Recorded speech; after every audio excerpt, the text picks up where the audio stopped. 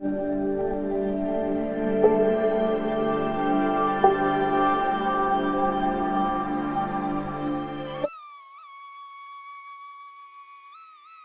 गांव में चंदू नाम का 20 वर्षीय युवक रहता था। कुछ महीने पहले चंदू के माता पिता की एक सड़क दुर्घटना में मौत हो जाती है, जिसके बाद चंदू बिल्कुल अकेला रह जाता है। और फिर तभी पड़ोस में रहने वाली विद्या काकी चंदू से मिलने आती है। चंदू को उदास और रोता देख उसे समझाती है, देखो चंदू, तुम्हारे माता पिता को गुजरे आज पूरा 1 महीना हो गया है। तुम ऐसे कब तक उनकी याद में रोते रहोगे?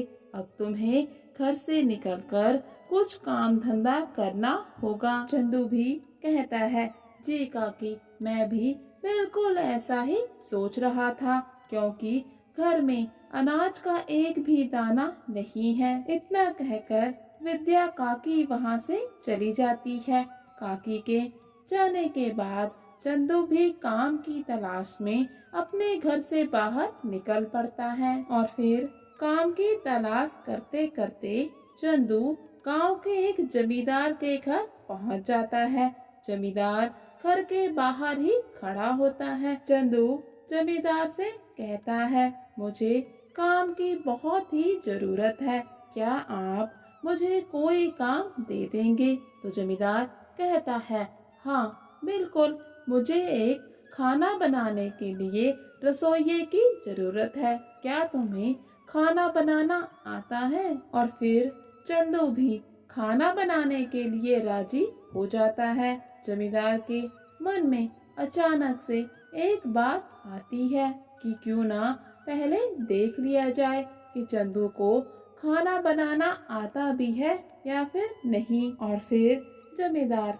चंदू से कहता है, जाओ चंदू, रसोई घर से मेरे लिए कुछ बनाकर ले आओ, ताकि मैं जान सकूं कि तुम्हें खाना बनाना आता भी है या फिर नहीं। चंदू जैसे ही रसोई घर में जाता है, चूल्हे पर पकाने के लिए दाल रखता है कि तभी तेज हवा का झोंका आता है, जिसके कारण चूल्हे में जली आग फैल जाती है।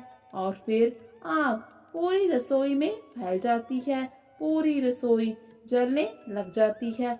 ये सब देखकर चंदू बहुत डर जाता है। वो जानता है कि जमींदार अब उसे नहीं छोड़ेगा।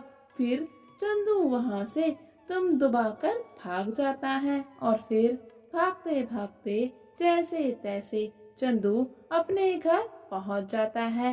घर पहुँचकर चैन की सांस लेता है। चंदू अपने आप से कहता है, शुक्र है कि मैं वहाँ से भाग गया, वरना जमींदार उसकी बहुत ही पिटाई करता। और फिर अगले दिन चंदू फिर से काम की तलाश में घर से बाहर निकलता है। और फिर चंदू एक मूर्तिकार के पास पहुंच जाता है, उससे काम मांगता है। मूर्तिकार चंदू से पूछता है, क्या तुमने पहले कभी मूर्तियाँ बनाई है? चंदू कहता है, जी नहीं मालिक, लेकिन मैं बहुत ही जल्द सीख जाऊंगा। आप मुझे काम पर रख लीजिए, जैसा जैसा आप बोलेंगे मैं बिल्कुल वैसा ही करूंगा। और फिर मूर्तिकार चंदू को कुछ गीली मूर्तियाँ उठाकर धूप में सुखाने के लिए कहता है। चंदू जैसे ही गीली मूर्तियाँ उठाता है, तभी वहाँ से एक तोता गुजरता है, जिसको देखकर चंदू का ध्यान भटक जाता है, जिसके कारण सारी मूर्तियाँ नीचे गिरकर टूट जाती हैं। ये देखकर मूर्तिकार को बहुत ही गुस्सा आ जाता है। वो चंदू से कहता है, अरे पागल, जानते भी हो तुमने मेरा कितना बड़ा नुकसान कर दिया है। इससे पहले कि मूर्तिकार चंदू को कुछ करता, चंदू वहाँ से भी भाग जाता है। फिर से घर आकर चैन की सांस लेता है और अपने आप से कहता है, शायद मैं सचमुच में मनहूस हूँ, इसीलिए जहाँ भी जाता हूँ उनका काम बिगाड़ देता हूँ। चंदू अभी इतना सोच ही रहा था कि विद्या काकी एक बार फिर से चंदू से मिलने आती है। विद्या काकी चंदू से पूछती है कि उसे कोई काम मिला भी या फिर नहीं।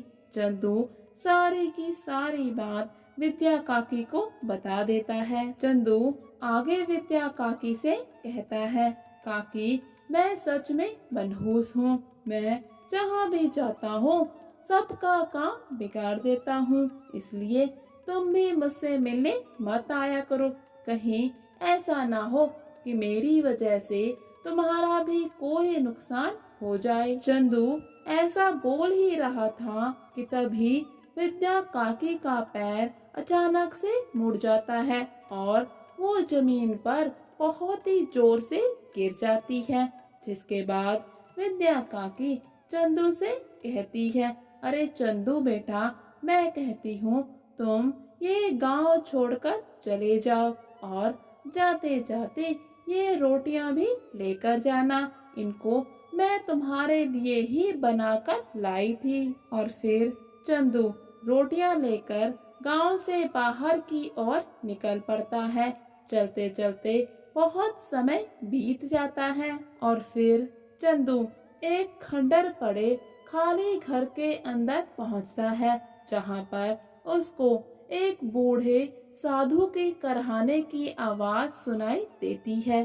चंदू आवाज का पीछा करते करते बूढ़े साधु के पास पहुंच जाता है। साधु महाराज की हालत बहुत ही खराब होती है। उनकी हालत देखकर चंदू उन्हें अपने पास रखी हुई रोटी खाने के लिए देता है। साधु महाराज जैसे ही रोटी खाते हैं तो उनकी सेहत पर थोड़ा सा सुधार हो जाता है। जिसके बाद चंदू साधु महाराज से पूछता है, अरे साधु महाराज, आप इस खंडर पर क्या कर रहे हैं?